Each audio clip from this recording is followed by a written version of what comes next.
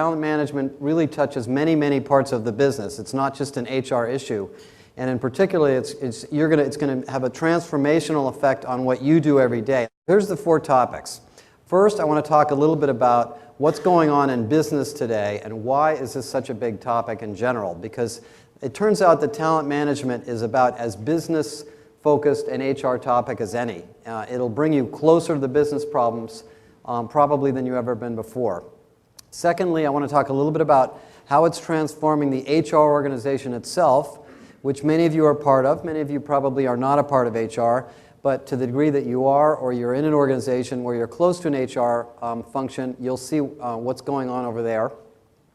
Then I want to talk about a third topic that is really a new term that we really just coined in the last month or so, which I call talent-driven learning. And I'm going to show you the difference between talent-driven learning and performance-driven learning, which are really 2 different things.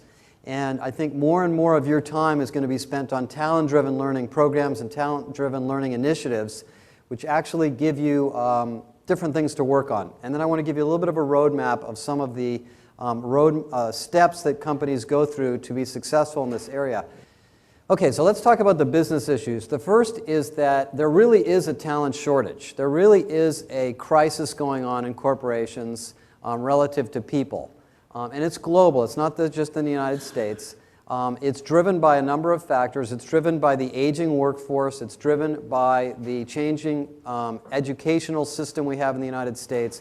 It's particularly acute in technical positions like engineers. Those of you who work in healthcare certainly know what the nursing shortage is like, IT professionals, salespeople. But it's actually taking form in a different way, as I'll show you in corporations. What's really going on inside corporations is there is basically the internal demographics of companies tends to look like this chart. There are a large number of workers at the senior levels. These are people that tend to be in executive or management or director level positions or senior line positions. We used to think these people were going to retire. It's turning out they really aren't retiring. They're just working longer, but they may not work as hard or as many hours, but they don't want to retire. People, basically are retiring later and later and later, and that's one of the things that's changing this whole demographic. And then there's a lot of young people entering the workforce. I'll talk a little bit about what they're like and how they're different. And then there's this gap in the middle. And our research has very clearly pointed out, as I'll show you in a minute, that one of the biggest challenges corporations have today is a gap in what's called the leadership pipeline. It essentially refers to the pipeline of managers, directors, executives throughout your organization. And this particular gap in the middle, which turned out to be the biggest problem we found in this research, is leading to a whole series of changes in what's going on inside HR and what's going on in the learning organizations. Now, it really is not, before I get into all this, sort of general discussions about the industry, the one point I want to make, and this is probably the biggest finding that I talk to people about, is that talent management is not something you can read about in a book. You can't read a book and then go do it. It's specific to your company and your industry and the problem that you're facing. Every company we talked to had a different type of talent management problem and a different solution that was unique to them. So this is really an opportunity to do things that are very unique and very powerful for your organization. You can certainly learn from other companies, and you can certainly learn from companies like us. But what you see is if you look at these companies, these are some of the companies that were in our research, each one of their problems was very different. In Pepsi and FedEx, it's a problem of rapid expansion into new geographies, needing to move skills, move people, hire people, generate basically new organizations that don't exist. In the case of Lockheed or Raytheon, these are organizations that have huge shortages of technical professionals. It turns out, as I'll show you in a minute, Raytheon is going to be short 45,000 engineers in the next 5 years. 45 for one company.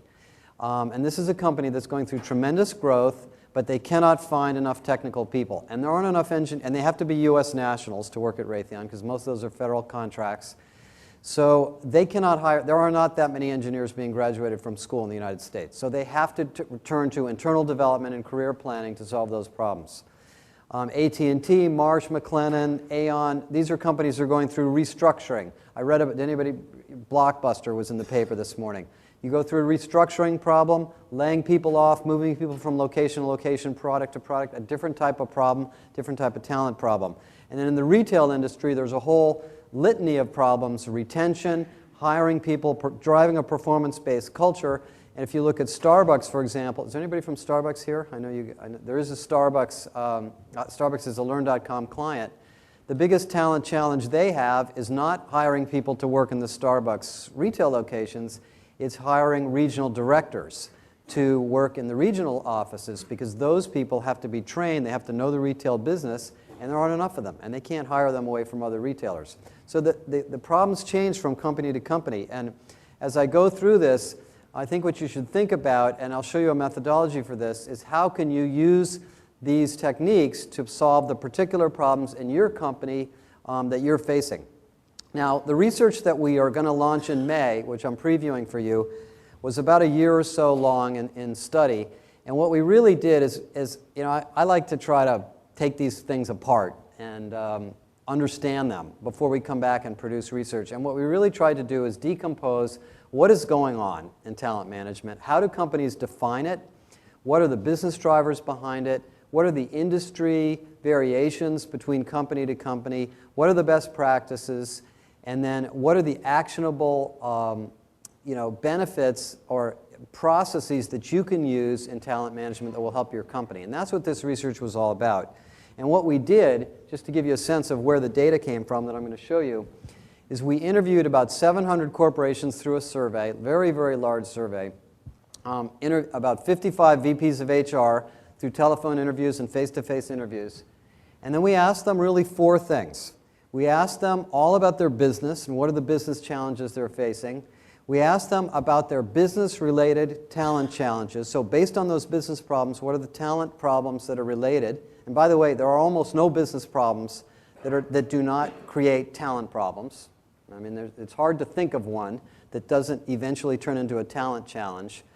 Then we looked at 62 different business processes in these companies, and we call them best practices in the report, and how they're doing things like university recruiting, pre-hire assessment, skills and competency management, and so forth. And I'll show you a few of those. And then we asked them to assess themselves in 16 different areas. How good are you at hiring the right people? How good are you at building a performance-based culture? And we took all that data, and by the way, that's about 1 million data elements. And I know this because I've been looking at this data for about 3 months. And we tried to figure out what's really going on. I mean, what are the problems companies are facing? What are the solutions they're implementing? And even more importantly than that, what are the solutions they're implementing that have high impact? And what are the solutions they're implementing that don't necessarily have high impact?